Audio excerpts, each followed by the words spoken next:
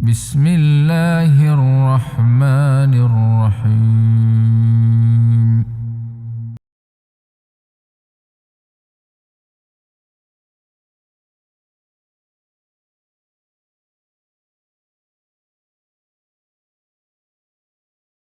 Bismillahirrahmanirrahim.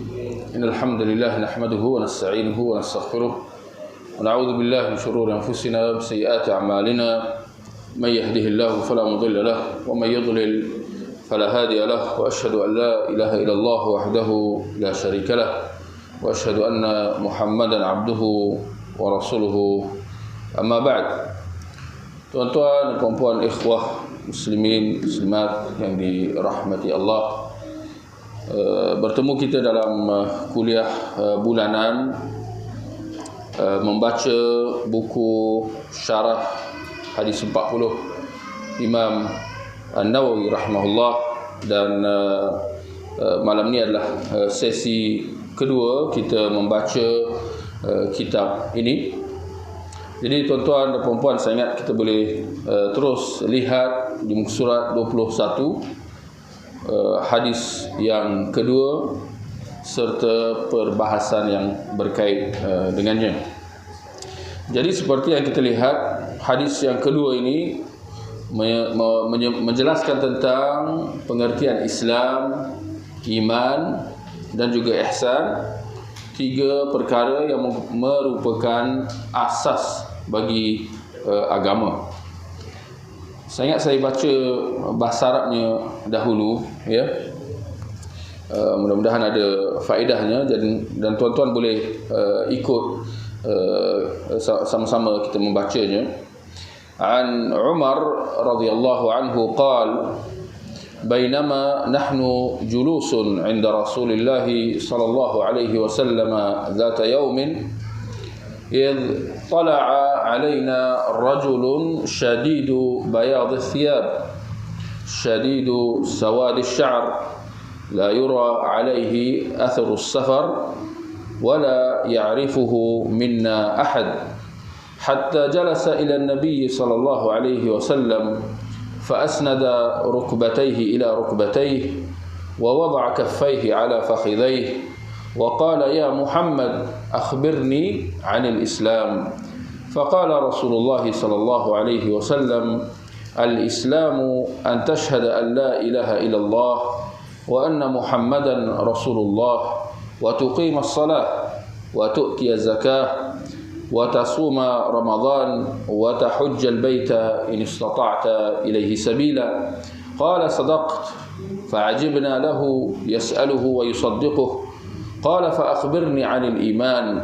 قال أن تؤمن بالله وملائكته وكتبه ورسله واليوم الآخر وتؤمن بالقدر خيره وشره. قال صدقت. قال فأخبرني عن الإحسان. قال أن تعبد الله كأنك تراه فإن لم تكن تراه فإنه يراك. قال فأخبرني عن الساعة. قال ما المسؤول عنها بأعلم من السائل. قال فأخبرني عن أماراتها. قال أن تلد الأمة ربتها وأن ترى الحفاة العراة العالة رعاء الشاء يتطاولون في البنيان. ثم انطلق فلبثت مليا. ثم قال يا عمر أتدري من السائل؟ قلت الله ورسوله أعلم. قال فإنه جبريل أتاكم يعلمكم دينكم. Hadis sahih rawahu Muslim. Daripada Umar Al-Khattab radhiyallahu anhu katanya, ketika kami sedang duduk bersama Rasulullah sallallahu alaihi wasallam pada suatu hari, tiba-tiba muncul di hadapan kami seorang lelaki berpakaian sangat putih, berambut sangat hitam, tidak nampak padanya kesan-kesan dia bermusafir, dan tidak seorang pun daripada kalangan kami yang mengenalinya. Dia kemudian duduk di hadapan Nabi sallallahu alaihi wasallam, melagakan kedua lututnya dengan kedua lutut baginda dan meletakkan kedua tapak tangannya di atas kedua pahanya, seraya berkata, wahai Muhammad, khabarkan kepadaku tentang Islam. Rasulullah sallallahu alaihi wasallam bersabda, Islam ialah engkau bersaksi bahawa tiada sembahan kecuali Allah dan bahawa Muhammad ialah utusan Allah. Engkau mendirikan solat, mengeluarkan zakat, berpuasa di bulan Ramadan dan menunaikan haji ke Baitullah jika engkau mampu. Lelaki tersebut berkata, engkau benar. Kami merasa hairan dengannya. Dia yang bertanya dan dia juga yang membenarkan jawapannya. Lelaki itu bertanya lagi, khabarkan kepadaku tentang iman. Baginda bersabda, engkau percaya kepada Allah, para malaikatnya, kitab-kitabnya, para rasulnya, hari kiamat, dan engkau percaya kepada takdir baik dan buruk. Lelaki itu berkata, engkau benar. Dia berkata lagi, khabarkan kepadaku tentang ihsan. Baginda bersabda, ihsan ialah engkau menyembah Allah seolah-olah engkau melihatnya, dan sekiranya engkau tidak melihatnya, maka sesungguhnya dia melihatmu. Lelaki itu bertanya lagi, khabarkan kepadaku tentang hari kiamat. Baginda bersabda, tidaklah orang yang ditanya lebih tahu daripada orang yang bertanya. Lelaki itu berkata, khabarkan kepadaku tentang tanda-tandanya. Baginda bersabda, apabila hamba perempuan melahirkan tuannya, dan apabila engkau melihat orang-orang yang berkaki ayam, tidak berpakaian, papa kedana dan pengembala kambing meninggikan bangunan. Laki itu kemudian pergi dan aku ternanti beberapa lama. Baginda kemudian berkata, wahai Umar, tahukah engkau siapa lelaki yang bertanya itu? Aku berkata, Allah dan Rasulnya lebih tahu. Baginda bersabda, sesungguhnya dia ialah Jibril yang datang kepadamu untuk mengajar kamu tentang agama kamu. Hadis sahih riwayat Muslim. Tuan-tuan dan puan-puan, kita lihat poin yang pertama. Hadis ini dikenali sebagai hadis Jibril kerana jelas dia menceritakan kepada kita peristiwa, ya, malaikat Jibril datang kepada Nabi sallallahu alaihi wasallam semasa baginda bersama dengan sahabat-sahabatnya. Hadis Jibril ini diriwayatkan oleh Imam Muslim daripada Umar Al-Khattab radhiyallahu anhu secara menyendiri daripada Imam Bukhari.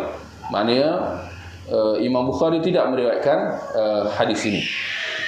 Dari segi kedudukan hadis, tuan-tuan, hadis itu berada pada tahap yang paling kuat jika dia diriwayatkan oleh kedua-dua Imam Bukhari dan Muslim. Jika mereka sepakat meriwayatkan satu hadis, maka itu diistilahkan sebagai muttafaqun alaih, dan dia adalah hadis yang ditarafkan paling kuat. Yang kedua, kedudukan yang kedua atau tangga yang kedua ialah hadis yang diriwayatkan oleh Bukhari sahaja. Tangga yang ketiga ialah hadis yang diriwayatkan oleh Imam Muslim sahaja. Jadi itu antara sebab kenapa perkara ini diambil kira oleh para ulama. Apabila mereka meriwayatkan satu hadis, mereka sebut, ya. Kalau disepakati oleh kedua-dua Bukhari Muslim, mereka sebut, ya. Dan itu yang paling utama bagi mereka, sama ada diriwayatkan oleh Bukhari dan Muslim, berbanding dengan perawi-perawi yang lain seperti Abu Daud, Tirmidzi, Ibn Majah, An-Nasa'i. Kenapa? Kerana riwayat daripada Bukhari dan Muslim dia ada apa? Kita kata ada kekuatan dia yang tersendiri, ya, berbanding riwayat perawi atau ulama-ulama hadis yang lain. Ya, sebab tu ya ulama mengambil kira riwayat Bukhari dan riwayat Muslim ni. Baik. Kemudian kita boleh lihat poin yang kedua. Saya ingat mungkin kita tak perlu nak baca satu persatu, ya. Kita lihat poin yang kedua. Hadis Jibril ini menunjukkan bahawa malaikat boleh datang kepada manusia dalam rupa bentuk manusia. Nak mengatakan bahawa malaikat Allah beri kelebihan atau keunikan di mana mereka boleh berubah bentuk. berbanding dengan kita manusia, kita tak boleh berubah bentuk, ya. Tapi malaikat ada kelebihan tersebut. Mereka boleh berubah rupa, malah menjadi rupa manusia. Demikian Al-Quran menceritakan tentang kisah Jibril datang kepada Maryam, Nabi Ibrahim dan Nabi Lut juga dalam rupa manusia. Sekalipun malaikat boleh berubah rupa, tetapi rupa asal malaikat, ya, seperti yang Allah sebutkan dalam Al-Quran surah Fatir, di mana mafhumnya Allah mengatakan, ya, segala puji bagi Allah yang menjadikan malaikat-malaikat utusan-utusan yang bersayap 2, 3 dan 4. Dia menambah pada bentuk kejadian makhluk yang diciptakannya apa jua yang dikehendaki. Nak kata bahawa asal kejadian malaikat ni mereka bersayap. Tinggal lagi ada perbezaan bilangan sayap itu dari satu malaikat dengan malaikat yang lain. Dalam Sahih Bukhari dan Sahih Muslim disebutkan bahawa Nabi SAW pernah melihat malaikat Jibril dalam rupa bentuknya yang sebenar dengan 600 sayap yang dibuka dan dibentangkan. Jibril membentangkan kedua sebelah sayapnya itu sehingga menutup ufuk, menutup langit dari timur ke barat. Besarnya malaikat Jibril. Kemudian kita terus lihat poin yang keempat. Inti hadis yang telah kita baca tadi menceritakan bagaimana Umar menceritakan peristiwa kejadian, bagaimana ada seorang lelaki yang datang dalam keadaan bersih, ya, rambut kemas, tapi tak ada siapa yang kenal. Ini kerana pada waktu itu Madinah ini bukanlah bandar yang besar seperti yang kita lihat pada hari ini, tetapi penduduknya terhad, masing-masing kenal antara satu sama lain. Cuma dalam peristiwa ini Umar dia kata orangnya datang dalam keadaan kemas, bersih, tak ada berdebu-debu, kusut masai tak ada, seperti mana halnya kalau orang bermusafir pada waktu itu dalam keadaan ia merentas padang pasir panas terik, mesti akan berdebu. Tapi orangnya tak macam tu. Tetapi dalam masa yang sama tak ada siapa yang kenal. Jadi ada tanda soal yang besar, ya, dalam hati para sahabat apabila mereka melihat lelaki itu. Kemudian bila dia datang, dia rapat, dia duduk depan Nabi, dia mengatakan wahai Muhammad. Wahai Muhammad. Apa isyarat di situ? Dia nak menggambarkan seolah-olah dia orang Badui. Sebab orang Badui maknanya orang pedalaman yang akan membahaskan Rasulullah macam tu, wahai Muhammad. Panggil teruslah, ya. Kita pada hari ini kita akan memberi, ya, gelaran-gelaran abang, encik, tuan, kan, sebagai tanda hormat. Tapi, ya, kalau orang pedalaman ni biasanya dia sifat dia kasar, kan, sebab dia tinggal jauh daripada masyarakat. Jadi dia kata wahai Muhammad. Kalau para sahabat mereka akan kata wahai Rasulullah, ya. Jadi dia kata wahai Muhammad, khabarkan kepadaku tentang Islam. Lihat di sini tuan-tuan, persoalan yang sebegitu asas, yang kalau kita tanya di luar sana apa tu Islam, berapa ramai mungkin yang akan terkebil-kebil, terkerut-kerut memikirkan jawapan. Jadi pada hari ini insya-Allah kita kena jelas perkara ni. Kalau ada yang bertanya apa itu Islam, bahkan benda ni kita kena ajar kepada anak-anak kita apa itu Islam, kerana jawapannya telah dijelaskan oleh Nabi. Rasulullah kata Islam tu ialah engkau bersaksi bahawa tiada sembahan kecuali Allah dan Muhammad utusan Allah sehingga ke akhirnya. Nabi SAW menjawab pertanyaan malaikat Jibril tentang Islam dengan perkara-perkara zahir agama. Atau sebelum tu Nabi menjelaskan rukun Islam yang kita sedia tahu insya-Allah, yang telah diajarkan kepada kita sejak kecil. Tinggal lagi kalau kita tertanya-tanya dari mana datang rukun Islam 5 perkara itu, kan? Jawapannya ialah hadis Jibril yang sedang kita bahaskan ni. Sebab pertanyaan Jibril tadi jelas, direct, orang kata, apa tu Islam? Dan Nabi menjawab dengan 5 rukun Islam yang kita sedia tahu, ya. Dalam masa yang sama, kalau kita lihat 5 perkara rukun Islam itu, mengucap 2 kalimah syahadah, mendirikan solat, menunaikan zakat, ya, puasa dan haji. Kalau kita perhatikan kelima-lima rukun ini, dia melibatkan perkara-perkara zahir. Zahir di sini yakni perbuatan. Berbanding kalau batin melibatkan kepercayaan. Kepercayaan kita di mana? Dalam diri kita, betul? Tapi rukun Islam ni melibatkan perkara-perkara luar. Mengucap, solat, zakat, puasa, haji, ini semua perbuatan, ya. Itu yang dimaksudkan dengan perkara-perkara zahir agama.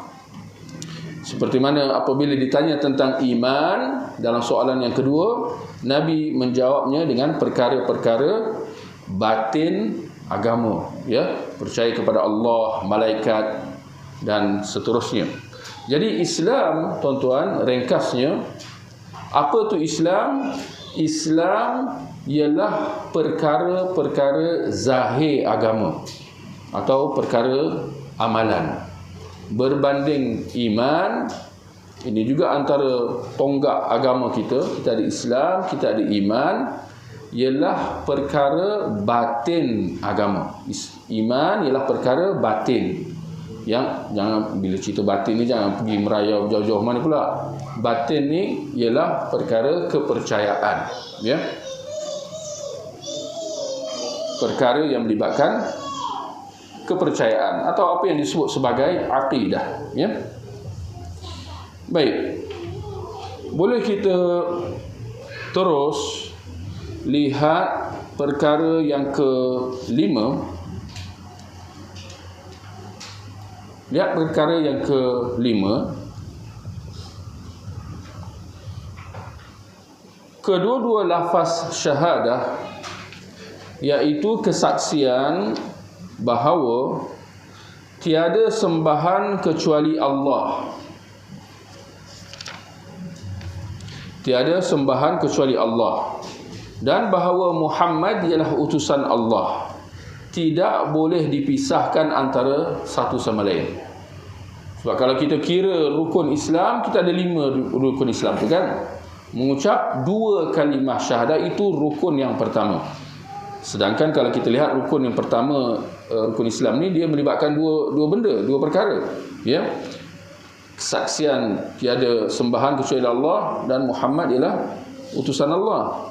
Kenapa 2 ni jadi 1? Jawapannya kerana 2 perkara ini tidak, 2 kesaksian ini tidak boleh dipisahkan antara satu sama lain. Ketetapan ini bermula daripada Nabi Muhammad SAW diutus sampailah ke hari kiamat.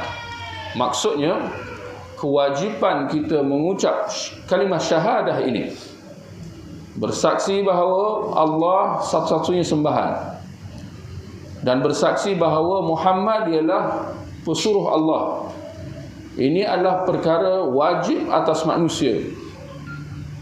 Semenjak kedatangan Nabi Muhammad, semenjak baginda diutuskan, dilantik menjadi Rasul, dan dituntut atas manusia sampai hari kiamat. Wajib atas semua manusia mengucap kalimah syahadah ini. Dan barang siapa yang tidak mengucapnya, layak dihukum. Bahkan kalau dia mati dalam keadaan kufur. Kerana itu kita lihat, justru barang siapa tidak beriman kepada baginda Muhammad sallallahu alaihi wasallam, maka dia tergolong dalam kalangan penghuni api neraka. Sebagaimana sabda Nabi sallallahu alaihi wasallam, walladhi nafsu Muhammadin biyadihi la yasma'u bi ahadun min hadhihi al-ummah yahudiyyun wala nasrani thumma yamut wa lam yu'min billadhi ursiltu bih illa kana min ashabin nar. Demi yang nyawa Muhammad di tangannya, yakni Allah, tiada mana-mana daripada kalangan umat ini, Yahudi atau Nasrani, mendengar tentangku, yakni mendengar tentang Islam, lalu dia mati dalam keadaan tidak beriman dengan apa yang aku telah diutuskan dengannya, yaitu syariat Islam, dia tergolong dalam kalangan penghuni api neraka. Ya, wal'iyadzubillah. Hadis sahih dalam riwayat Muslim. Nak menunjukkan bahawa agama Islam yang dibawa oleh Nabi, syariat Islam yang dibawa oleh Nabi Muhammad adalah syariat yang terakhir, menamatkan risalah Allah Subhanahu Wa Taala kepada manusia, dan baginda diutus untuk seluruh umat akhir zaman, bukan hanya untuk bangsa Arab, bukan hanya untuk pada zaman Nabi saja, tidak, bahkan untuk seluruh manusia daripada timur ke barat, utara ke selatan, sampailah ke hari kiamat. Maka tidak ada apa alasan pun untuk nak menolak syariat agama yang dibawa oleh Nabi Muhammad. Jangan ada yang keliru, jangan ada yang bersangka bahawa dia ada pilihan. Dia nak pilih mana agama, nak jadi Yahudi boleh, nak jadi Nasrani boleh, nak jadi penganut agama yang lain mana-mana boleh, kerana ini semua jalan-jalan yang berbeza tetapi destinasi tujuan adalah sama, iaitu Allah dan sebagainya. Ini semua adalah perkataan yang batil, yang tidak benar. Setiap seorang manusia wajib beriman dengan Allah, bukan itu saja, bahkan beriman dengan Nabi Muhammad sallallahu alaihi wasallam. Maknanya bila kita kata rukun Islam yang pertama ni adalah dua kalimah syahadah, mesti diucapkan dua kalimah syahadah tu. Kalau dia ucapkan la ilaha illallah, dia belum lagi muslim. Dia belum lagi muslim. Dia kena mengucapkan kedua-duanya. La ilaha illallah Muhammadan Rasulullah. Itu maksud poin yang kelima yang nak dijelaskan di sini. Seterusnya kita lihat poin yang keenam. Tiada sembahan kecuali Allah. Ini rukun Islam yang pertama tadi. Sedar tak sedar, tiada sembahan kecuali Allah. Inilah dia terjemahan yang pada saya, terjemahan yang tepat bagi kalimah la ilaha illallah. Sering saja ya kita mengulang kalimah la ilaha illallah, la ilaha illallah. Tetapi apakah terjemahan yang tepat dalam bahasa Melayu kita? Saya kira inilah dia terjemahan yang tepat. Tiada sembahan kecuali Allah. Jangan sekali-kali kita terjemahkan sebagai tiada Tuhan kecuali Allah dan seumpamanya. Jangan pula kita kata tiada pencipta atau tiada pemberi rezeki kecuali Allah dan sebagainya. Itu adalah terjemahan yang silap, yang tak tepat pun, ya. Yang betul ialah tiada sembahan. Ada maksudnya sembahan tu, yang ini benda yang kita sembah, berbanding kalau kita kata Tuhan, pencipta dan sebagainya. Kesaksian di atas bermaksud tiada sembahan yang berhak disembah kecuali Allah. Ia merangkumi dua rukun. Penafian, di awalnya penafian, tiada sembahan, ini penafian. Manakala di akhirnya ialah penetapan. Penafian ibadah kepada apa jua sembahan selain Allah. Kita nafikan sembahan-sembahan selain daripada Allah. Kita nafikan bahawa ini bukan sembahan yang benar. Benar, manusia banyak sembahan-sembahan dia. Ada yang sembah pokok, batu, ya, macam-macam. Tapi kita seorang Muslim, dia menafikan semua sembahan-sembahan tu. Kerana itu dia mengatakan tiada sembahan, ya. Dalam masa yang sama, dia tak nafi saja, dia menetapkan ibadah bagi Allah semata-mata, tiada sekutu baginya. Bila dia dah nafikan semua sembahan-sembahan, dia menetapkan satu-satunya sembahan, iaitu Allah. Itu maksud tiada sembahan kecuali Allah, atau la ilaha illallah. Muhammad, kemudian poin yang ketujuh, Muhammad utusan Allah, iaitu Muhammad Rasulullah. Apa maksud Muhammad Rasulullah? Apakah maksud intinya? Bila kita kata subhanallah, ramai sahaja mengucap dua kalimah syahadah ini, la ilaha illallah Muhammad Rasulullah, Muhammad Rasulullah. Apa maksud Muhammad Rasulullah? Apa maksud dan tuntutannya? Kesaksian di atas membawa maksud bahawa Nabi Muhammad SAW dicintai. Ini nombor satu. Ini maksud yang pertama, atau tuntutan yang pertama. Dicintai melebihi kecintaan kita kepada mana-mana manusia lain.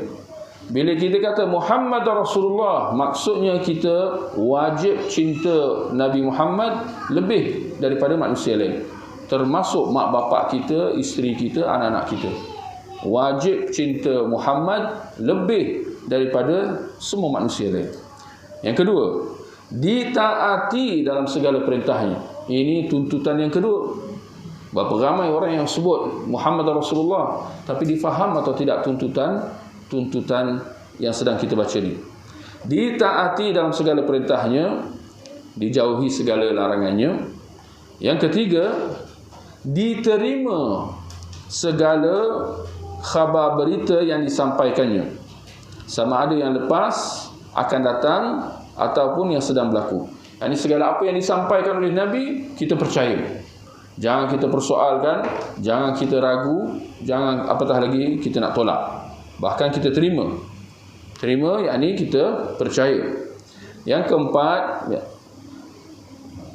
dan hendaklah segala amalan ibadah yang dilaksanakan mengikut apa yang disampaikan oleh Nabi. Ini saya ingat, yang keempat ni pun tak kurang pentingnya. Ringkasnya, yang keempat ni ialah ittiba'.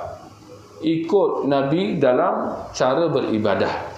Berapa ramai mereka yang mengucap la ilaha illallah Muhammad Rasulullah, tetapi bila datang mereka nak beribadah, mereka mengada-adakan amalan-amalan yang baru dengan alasan ini kan baik, apa salahnya, tak ada larangan. Mereka buat ibadah macam-macam. Saya ingat tuan-tuan pun maklumlah. Contohnya berzikir sambil goyang-goyang, huyung hayang dan sebagainya. Kenapa buat macam tu? Ya, Nabi tak pernah ajar buat macam tu. Ya, tapi mereka kata, oh ini baik, apa salahnya dan sebagainya. Sedangkan antara tuntutan maksud Muhammad utusan Allah ialah hendaklah kita pastikan semua ibadah kita mengikut cara yang ditunjukkan oleh Nabi sallallahu alaihi wasallam. Baik, yang ke-8, kedua kalimah syahadah di atas menuntut kepada ikhlas kepada Allah, di samping ittiba', mencontohi segala apa yang datang daripada Rasulullah. Itu sebenarnya maksud tersirat la ilaha illallah Muhammad Rasulullah. Kalau kita nak ringkaskan, maksud dia ikhlas dan ittiba'.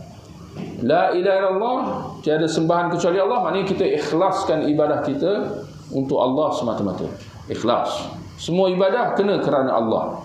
Jangan kita buat untuk selain Allah. Jangan kita buat satu ibadah tu ya untuk menghadap pokok, untuk batu dan sebagainya, tak boleh.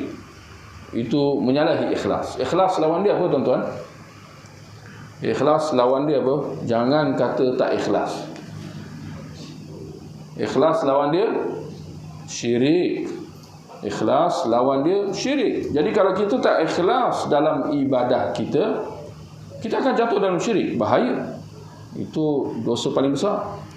Kerana itu riya, kita buat satu ibadah kerana manusia, diistilahkan sebagai syirik yang tersembunyi. Ya, sebab dia boleh berlaku dalam keadaan yang sangat halus, ya, dalam keadaan hati kita riya. Sedangkan Muhammad Rasulullah, maksud Intinya ialah ittiba'. Kita buat segala apa ibadah ikut contoh Nabi sallallahu alaihi wasallam. Maka tiada amalan ibadah yang setiap amalan ibadah yang dikerjakan perlu ikhlas dan sesuai dengan sunnah Nabi sallallahu alaihi wasallam. Sekiranya keikhlasan tiada dalam satu amalan, maka ia tidak akan diterima oleh Allah, sebab dilakukan untuk selain Allah, kerana berlakunya syirik. Sedangkan amalan syirik itu ditolak oleh Allah Subhanahu Wa Taala, ya, seperti mana dalam hadis yang tuan-tuan lihat di bawah tu. Mafhumnya, akulah, Allah mengatakan, ya, dalam hadis qudsi, akulah yang paling tidak memerlukan sekutu. Barang siapa mengerjakan suatu amalan yang dia sekutukan aku, yakni yang dia buat syirik, maka aku tinggalkan dia dan amal syirik dia. Allah tak pandang apa amalannya yang dibuat dengan keadaan sedemikian, ya. Demikian juga ittiba', tuan-tuan. Ini penting untuk ditekankan kepada masyarakat, kerana kalau kita lihat di luar sana, memang perkara ini, ya, kurang diberi perhatian. Perlunya ittiba' dalam setiap amalan. Jika tiada ittiba', jika amalan itu menyalahi contoh Nabi, menyalahi apa yang diajarkan oleh Nabi, apa jadi, tuan-tuan? Tidak akan diterima oleh Allah Subhanahu Wa Taala. Kerana sabda Nabi SAW, kita lihat dua hadis di bawah tu, barang siapa mengada-adakan sesuatu yang baharu dalam urusan kita ini, dalam urusan agama, maka ia adalah tertolak. Tuan-tuan boleh gariskanlah perkataan tertolak itu. Apa maksud tertolak, tuan-tuan? Apa maksud tertolak? Kalau dah tertolak, apa arti? Apa jadi? Tertolak yakni sia-sia, barakallahu fi, tidak diterima oleh Allah, tidak ada ganjaran dia sebab dah tertolak, tidak dianggap sah. Kalau orang tu solat fardu, contoh solat fardu isyak nanti, tapi dia tak ikut cara Nabi sallallahu alaihi wasallam, maka dia tertolak, dan kewajipan solat isyak tu belum tertunai baginya, kerana apa yang dilakukannya itu tidak sah, ya. Jadi maksud tertolak itu membawa maksud yang cukup besar dan penting, tuan-tuan, ya.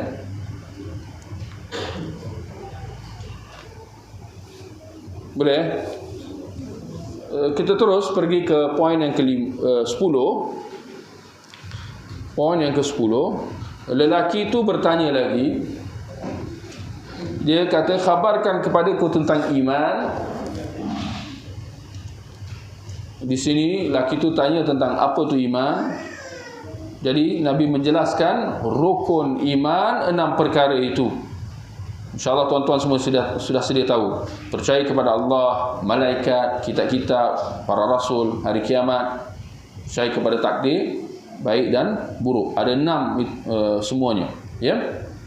Jawapan ini menjelaskan rukun iman 6 perkara, ya. Di mana rukun pertama beriman kepada Allah, yang merupakan asas kepada segala keimanan. Beriman kepada Allah itu asasnya. Daripada beriman kepada Allah datangnya rukun-rukun iman yang lain. Malaikatnya, lihatnya tu. Ini malaikat, Allah, kitab-kitab, Allah, para rasulnya, yakni utusan Allah, hari kiamat, ya, dan takdir baik dan buruk. Yang ke-11, dia berkata lagi, khabarkan kepadaku tentang ihsan. Nabi mengatakan, ihsan ialah engkau menyembah Allah seolah-olah engkau melihatnya, dan sekiranya engkau tidak dapat melihatnya, maka sesungguhnya dia melihatmu. Ini mungkin saya ingat jarang-jarang ditekankan, ya. Sedangkan ihsan merupakan kedudukan tertinggi bagi seorang Muslim itu. Ihsan merupakan tingkatan paling tinggi yang terletak di atas tingkatan iman, yang di bawahnya ialah tingkatan Islam. Ternyata bahawa susunan soalan yang diajukan dalam hadis ni, apa tu Islam, apa tu iman, apa tu ihsan, secara tersiratnya nak menjelaskan tentang 3 tingkatan dalam agama seseorang itu. Di mana kalau seorang itu baru memeluk Islam, baru mengucap kalimah syahadah, mu'allaf, maka dia hanya dikatakan sebagai Muslim. Belum lagi sampai ke kerana dia baru lagi masuk Islam, dia Muslim. Nak kata ada beza antara istilah-istilah ni, antara beza antara tingkatan-tingkatan ni. Hanya apabila dia telah menghayati agama dan melaksanakan syariat agama, syariat Islam tu, dia naik ke tingkatan yang seterusnya, iaitu mukmin. Manakala yang paling tinggi ialah muhsin. Ini bermakna semua mukmin ialah muslim, dan semua muhsin ialah mukmin dan muslim. Akan tetapi bukan semua muslim ialah mukmin dan muhsin. Nak kata bahawa ini apa beza antara ketiga-tiga tingkatan ni ialah sejauh mana kekuatan iman seseorang itu dengan Allah Subhanahu Wa Taala. Dan kita maklum bahawa iman ini boleh bertambah dan berkurang. Betul? Bahkan kita boleh rasa dalam diri kita. Betul? Ada kalanya kita semangat nak beramal ibadah. Ada kalanya kita takut, ada rasa takut dengan Allah Subhanahu Wa Taala, sehingga kita tak berani nak buat sebarangan. Tapi ada hari, ada kalanya kita rasa takut. Ini semua dari mana, apa yang sedang berlaku? Ini dikatakan tahap-tahap iman, tingkatan-tingkatan iman yang boleh bertambah dan berkurang. Okey. Baik. Boleh saya bagi contoh, tuan-tuan? Satu benda yang selama ni kita memang amalkan, tetapi sejauh mana kita menghayatinya. Siapa tahu doa bila ziarah kubur? Siapa tahu doa atau ucapan, bukan doa lah, ucapan bila kita ziarah kubur? Boleh angkat tangan lah. Siapa tahu? Abu Yusuf. Barakallahu fiik. Assalamualaikum. Kita bagi salam kan bila pergi kat kubur kan? Tapi bagaimana ucapan salam kita? Kita kata apa? Assalamualaikum ahlad diyar minal mu'minina wal muslimin, hingga ke akhirnya, Tapi jadi persoalan dia, kenapa pernah tak kita tertanya kenapa kita kata Assalamualaikum ahlad diyar? Maksud dia keselamatan ke atas kamu, wahai para penghuni, minal mu'minina wal muslimin, daripada kalangan orang beriman dan orang Islam. Kenapa kita sebut dua macam tu? Kenapa kita tak kata je Assalamualaikum ahlad diyar ya muslimin? Kenapa kita kata minal mu'minin wal muslimin? Dua benda ni sama, kita rasa adakah sama atau ada beza? Kalau dah sebut mukminin dan muslimin, maknanya ada beza lah di situ. Dan memang itulah hakikatnya, seperti yang baru kita sebut tadi. Semua orang mukmin muslim, tetapi bukan semua muslim mukmin. Betul? Sebab mukmin ini menggambarkan kekuatan iman yang lebih kuat. Sedangkan kalau orang tu lemah imannya, masakan dia boleh dipanggil mukmin, orang beriman, sedangkan dia lemah iman. Bukan ada kata dia bukan muslim, dia muslim, dia mengucap kalimah syahadah, tetapi imannya lemah, sehingga dia melanggar ketetapan agama, dia tak solat, tak puasa misalnya dan sebagainya.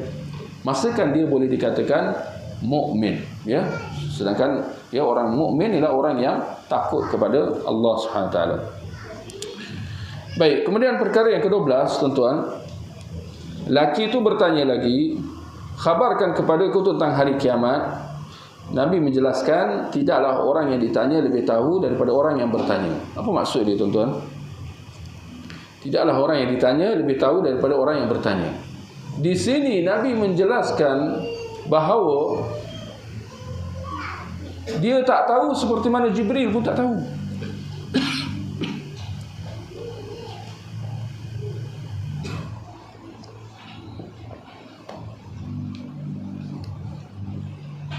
Yani penjelasan daripada Nabi sallallahu alaihi wasallam, dia tak tahu bila hari kiamat. Seperti mana Jibril pun tak tahu. Kita insya-Allah maklum, Nabi Muhammad adalah orang pertama paling dekat dengan Allah daripada kalangan manusia. Seperti mana Jibril adalah malaikat yang paling dekat dengan Allah Subhanahu wa taala daripada kalangan malaikat. Kedua-dua makhluk yang paling dekat dengan Allah daripada kalangan manusia dan malaikat ini tidak tahu bila berlakunya hari kiamat. Nak mengatakan bahawa ilmu tentang bila hari kiamat ini hanya diketahui oleh siapa? Allah Subhanahu wa taala. Jadi gerangan apa kadang-kadang kita dengar tahun sekian-sekian akan berlaku kiamat. Nak dengar tuan-tuan? Dulu sebelum ni dia orang kata dah tahun 2020 nak kiamat dah. Kita patutnya dah kiamat dah ni. Tuan-tuan, 2020 nak kiamat. Tertangguh pula. Jadi dengan kata lain, sesiapa yang menetapkan tarikh-tarikh tertentu, waktu-waktu yang tertentu, ya, dan sebagainya tentang bila hari kiamat tu, dia sedang berbicara tanpa ilmu. Dia sedang berbicara dengan dusta, bohong semua tu, ya. Kerana malaikat Jibril dan Rasulullah pun tak tahu. Okay, baik, kemudian perkara yang ke-13, tuan-tuan. Lelaki itu berkata, khabarkan kepadaku tentang tanda-tandanya. Nabi menjelaskan apabila tanda-tanda hari kiamat tu. Maknanya kalau tak tahu bila hari kiamat tu, bila masanya, paling tidak apa tanda-tanda dia, boleh faham. Maknanya kalau tarikhnya secara spesifik tak tahu, sekurang-kurangnya jelaskan tanda-tanda dia yang menunjukkan hampirnya hari kiamat itu akan berlaku. Ya, itu maksud soalan yang diajukan itu. Maka Nabi menjelaskan apabila hamba perempuan melahirkan tuannya. Ini tanda yang pertama. Dan apabila engkau melihat orang-orang yang berkaki ayam, tidak berpakaian, papa kedana, pengembala kambing, meninggikan bangunan. Ini tanda yang kedua. Dua tanda yang disebutkan oleh Nabi sallallahu alaihi wasallam dalam hadis ini. Sedangkan terdapat dua jenis tanda hari kiamat, tanda-tanda besar dan tanda-tanda kecil, ya. Dipanggil dalam bahasa Arab asyratus sa'ah, tanda-tanda hari kiamat. Antara tanda-tanda besar hari kiamat ialah tanda-tanda besar. Apa beza besar dengan kecil, tuan-tuan? Kecil dia berlaku dulu, besar dia berlaku kemudian, ya. Ini tanda-tanda besar tu maknanya makin hampir dengan hari kiamat. Tanda-tanda besar hari kiamat ialah terbitnya fajar dari sebelah barat, keluarnya Dajjal, keluarnya Ya'juj dan Ma'juj, turunnya Nabi Isa alaihi assalam dan yang lain, ya. Ada tanda-tanda besar yang lain. Antara tanda-tanda kecil ialah seperti yang disebutkan dalam hadis ini. Yang pertama tadi kata Nabi, hamba perempuan melahirkan tuannya. Apa maksud hamba perempuan melahirkan tuannya? Ditafsirkan dengan maksud berlakunya banyak pembukaan kota-kota Islam baru dan banyaknya tawanan-tawanan perang, termasuklah daripada kalangan hamba-hamba perempuan, yang mana hamba-hamba perempuan ini disetubuhi oleh tuannya, lalu melahirkan anak yang akan dikira sama kedudukan dengan tuannya. Kerana itu anak yang lahir itu adalah anak kepada si tuan itu, sedangkan perempuan itu adalah hamba. Jadi anak itu dia ditarafkan sebagai sama seperti bapanya yang menjadi tuan kepada perempuan itu, ya, sedangkan perempuan itu ibu kepada anak itu. Jadi anak hamba perempuan melahirkan tuannya. Ada pandangan lain mentafsirkan dengan maksud Ada tafsiran lain, berlakunya banyak penderhakaan anak terhadap kedua ibu bapa, sehingga si anak berkelakuan seperti tuan dengan orang tuanya. Ini memang kadang-kadang yang banyak berlaku kita lihat, ya. Seorang anak itu bersikap biadab, melampau, mengherdik, menengking kedua orang tuanya, seolah-olah orang tuanya itu hamba bagi dia, dengan dia cara dia bercakap dan sebagainya, ya. Hamba perempuan melahirkan tuannya. Kerana si anak itu apabila dia membesar, ternyata bahawa dia bersikap biadab dengan orang tua, melayan orang tua dia seperti hamba. Itu salah satu tafsiran. Ini penderhakaan anak-anak terhadap ibu bapa. Kemudian tanda yang kedua, apabila engkau melihat orang-orang yang berkaki ayam, tidak berpakaian, papa kedana dan penggembala kambing meninggikan bangunan. Apa maksudnya? Perubahan hidup orang-orang miskin yang pada mulanya tidak cukup pakaian, lalu setelah mereka berpindah ke bandar, mereka menjadi kaya raya sehingga dapat membina bangunan-bangunan pencakar langit. Dan ini yang benar-benar kita lihat berlaku pada zaman kita secara khusus. Betul atau tidak? Orang-orang yang asal usulnya dia miskin, tetapi betapa cepatnya perubahan itu berlaku. Si miskin itu jadi kaya, dan bila dia kaya, dia meninggikan bangunan. Ini tuan-tuan, adakah ini satu celaan? Adakah ini?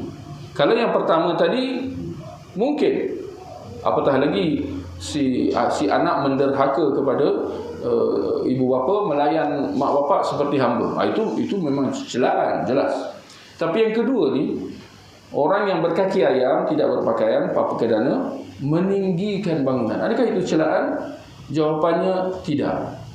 Sekadar menjelaskan tentang fenomena yang akan berlaku di akhir zaman. Orang yang asalnya papa kedana, pakaian pun tak cukup, alas kaki pun tak ada, penggembala kambing lagi, tetapi dalam masa yang singkat keadaan berubah, dia menjadi kaya. Dan bila dia jadi kaya, dia meninggikan bangunan, ya. Dan itu yang kita lihat banyak berlaku di sekeliling kita. Seperti mana, saya nak tanya tuan-tuan? Seperti mana? Seperti mana? Orang yang asalnya papa kedana, penggembala kambing, tapi pada hari ini meninggikan bangunan, membina bangunan-bangunan pencakar langit. Seperti di mana?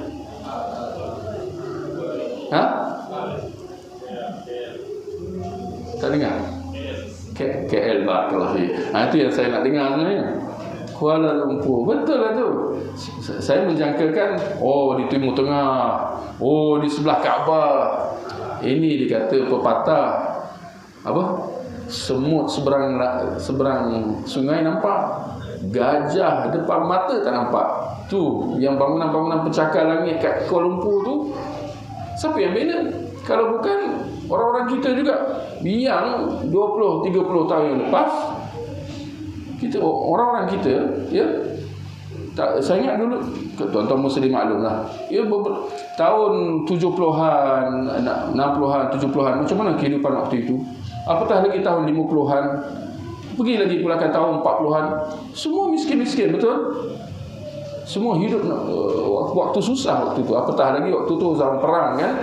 Waktu zaman Jepun lagi, ya, dan sebagainya. Kehidupan waktu itu sangat susah, ya. Tapi lihat dalam perubahan masa, dalam masa yang begitu singkat, ya, memang benar orang-orang yang pada asalnya tinggal di kampung, mengembala kambing, ayam, itik dan sebagainya, tapi dengan perubahan ekonomi dan sebagainya, berhijrah ke bandar, meninggikan bangunan, ya. Jadi kadang-kadang jangan duduk perhatikan menara jam. Menara jam. Subhanallah. Habis itu yang Twin Tower, KL Tower tak nampak pula, ya. Itu nak kata, ya, pandangan yang dangkal, ya. Sedangkan benda ni depan mata boleh nampak, ya. Begitu juga dengan ibadah korban, tuan-tuan. Saya diceritakan kepada saya orang tua-tua, saya orang pakcik, tuan haji semua yang kat sini pun lagi sangat lagi tahulah, ya. Tahun 70-an, 60-an dulu ada atau tidak ibadah korban. Saya difahamkan ibadah korban yang tak lama lagi kita akan lalui. Zaman dulu-dulu tak ada. Ibadah korban tak ada. Bukan sebab dia orang belum Islam, semua Islam dah, lama dah Islam. Tapi kerana kehidupan waktu itu susah. Sampai nak sembelih kambing pun tak ada duit. Nak lembu ke apa susah, ya. Kehidupan waktu itu sangat sempit, ya. Tapi pada hari ini alhamdulillah Allah buka rezeki, dan saya tengok, ya, rata-rata di masjid ada sahaja mengadakan program-program ibadah korban, ya. Dan masing-masing ada kesedaran, tahap kesedaran itu satu sudah meningkat, tapi dalam masa yang sama kemampuan masyarakat pun sudah meningkat. Dulu tak mampu, pada hari ini ramai yang mampu. Bahkan kita sarankan supaya siapa yang ada kemampuan, ada duit lebih, mampu untuk buat ibadah korban, lakukan ibadah korban. Kerana sebahagian ulama mengatakan hukumnya wajib bagi mereka yang mampu, ya. Tinggal lagi sama ada pengurusan ibadah korban itu tulus atau tidak, itu satu perkara yang lain, pun perlu diberi perhatian. Ketika mana seorang itu dia membayar duit yang bukan sedikit. Tuan-tuan tahu kan, nak ambil satu bahagian tu jumlahnya bukan sedikit. Tetapi kesudahan daging yang didapat sikit pula. Saya nak bagi rahsia berapa sepatutnya satu bahagian peserta korban tu dapat. Sekurang-kurangnya 10 kilo daging sepatutnya. Peserta korban tu kan, kalau lembu tu bagi 7, ya. Berat kilogram seorang tu patutnya dapat 10 kilo. Tapi banyak saja saya dengar setiap tahun benda yang sama. Peserta tu dapat jumlah daging yang dia dapat tu sangat menduga ceritakan. Sila ada pula tak dapat langsung. Mana pergi, besar, hilang, entah di mana, diuruskan entah tu. Sebab biasanya orang serahkan kepada pihak masjid dan sebagainya kan. Tapi ini soal ketulusan dan kejujuran. Sedangkan sepatutnya daging-daging yang bila dah sembelih lembu tu, daging lembu tu siapa punya, tuan-tuan? Siapa punya? Bila dah sembelih tu, kita kena jelas, tidak lain dan tidak bukan pesertanya. Pesertanya ada berapa ramai? 7 orang. Dia takkan lebihnya. Jadi mana pergi hampir berapa? 70, sekurang-kurangnya 70 kilo daging lembu tu hilang, lesap. Bila datang peserta tu, peserta tu macam jadi peminta sedekah pula. Ada tinggal daging untuk saya. Ini suatu yang perlu diberi perhatian dan perlu dibetulkan, ya. Sedangkan pihak masjid itu mereka hanya wakil sahaja, pihak pengurusan sahaja.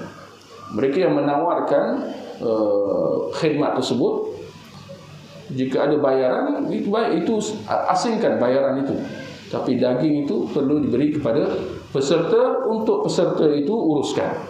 Dibahagikan kepada 3, ya, untuk makan sikit, simpan sedikit, ya, nak hadiahkan sikit atau nak sedekah. Itu diuruskan oleh peserta itu sendiri. Melainkan kalau diwakilkan kepada pihak apa?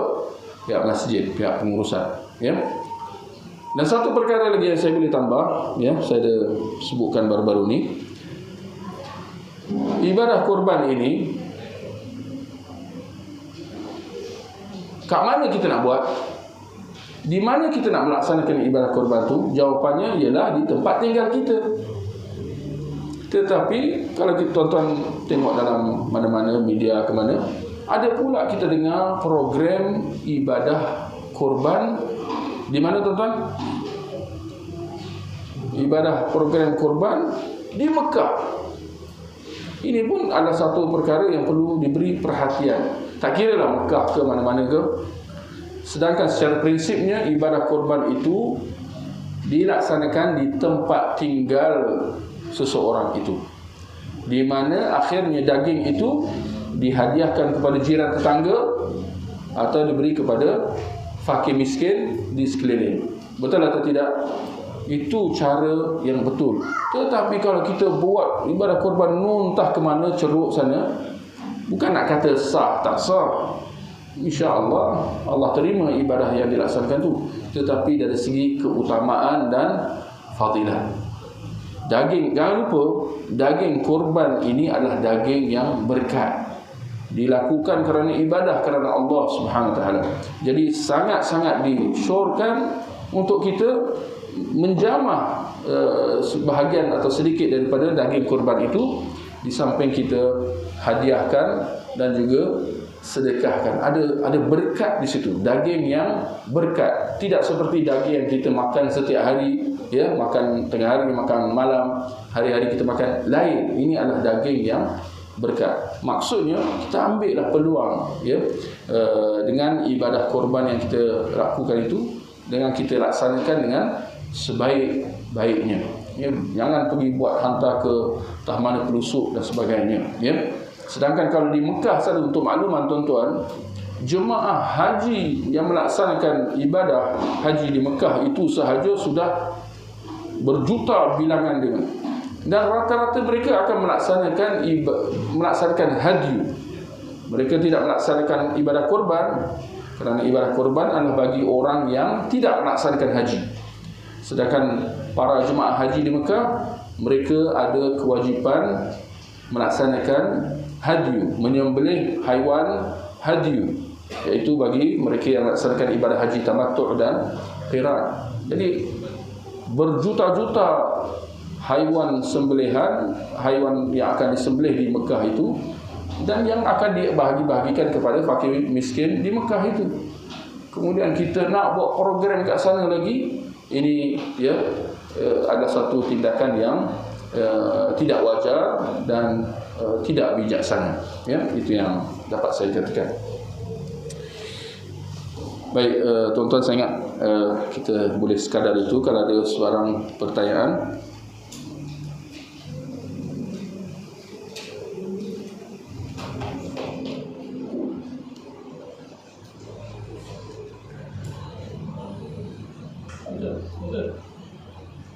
Pasal ziarah kubur tadi tu, kan kita beri salam. Assalamualaikum warahmatullahi.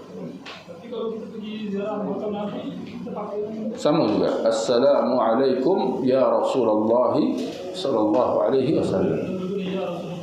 Kita sebut ya Rasulullah. Kadang ada orang lepas tu di sebelah kan kita Assalamualaikum ya Abu Bakar. Ya, betul. Sama juga. Ya, Assalamualaikum ya Rasulullah, Assalamualaikum ya Abu Bakar. Beranjak lagi Assalamualaikum ya Umar, sebab ada 3 kubur di situ kan, kubur Rasulullah. Kalau begitu maksudnya kita boleh pergi kubur ibu bapa kita. Kita boleh mengelia ibu kita, boleh sebut. Boleh. Kalau secara khusus lah, ya.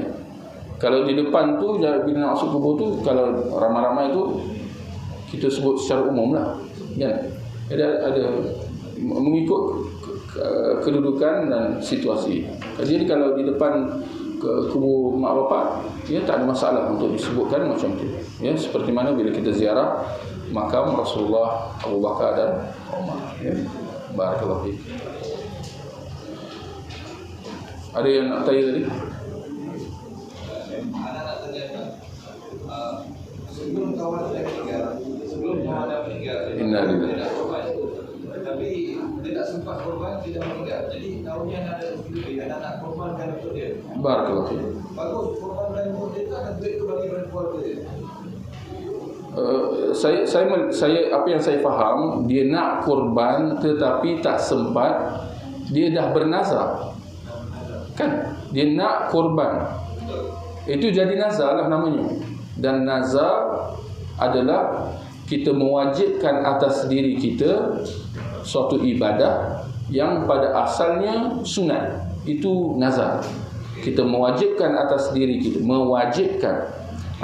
kita suatu ibadah yang pada asalnya sunat.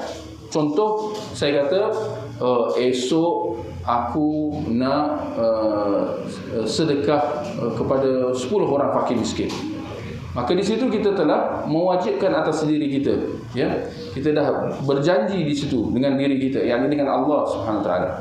Sama ada bersyarat atau tak bersyarat, itu dua-duanya dikira nazar. Contoh, kalau bersyarat, sekiranya aku lulus peperiksaan ini, aku akan berpuasa pada hari sekian-sekian. Asalnya puasa itu sunat, tetapi dengan ucapan kita tadi itu dinamakan sebagai nazar, maka akhirnya puasa itu jadi wajib. Jadi bila dia kata saya nak berkorban, dia kata macam ni, dia kena dilafazkan. Nazar ini perlu dilafazkan. Kalau sekadar hati, itu nama dia bisikan hati, itu kan nazar. Nazar perlu dilafazkan. Dan tak semestinya dia kena guna perkataan nazar, aku bernazar nak korban. Tak semestinya. Memadai kalau dia kata aku akan mengerjakan ibadah korban pada sekian-sekian. Itu nazar, ya. Jadi kalau dia dah lafazkan macam tu, dia nazar, dan nazar ni hukumnya wajib. Tetapi ditakdirkan bahawa dia meninggal dunia, maka ini dikira sebagai hutang.